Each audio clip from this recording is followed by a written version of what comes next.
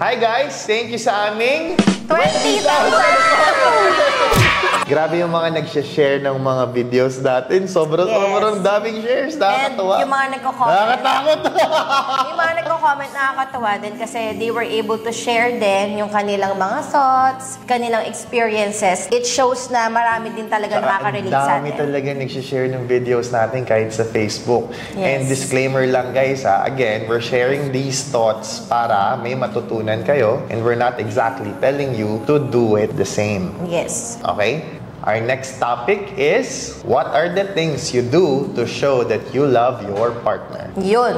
So one of the things that I always do, and very important to sa akin kasi, to the point na kahit na naiinis ako sa'yo minsan, o baka minsan may argument tayo, hindi ko siya mapigilang hindi gawin. For our friends who know me, alam nila na everyday ako nag-aasikaso ng gamit mo. Yung isusuot mong damit, shoes, kung anong bag susuotin mo, kung anong accessories. Ako yung nagpe-prepare. So that's how you show your love for me. Minsan kahit na gusto kong tiisin, kasi minsan nababad trip ako sa'yo, hindi ko pa rin napigilan. So ibig sabihin, that's how you show your love for me. Ibig sabihin ako lang ginagawan mo ng ganyan. Yes. Okay. Hindi ko Naklaro ko ginagawa lang. sa'yo pa.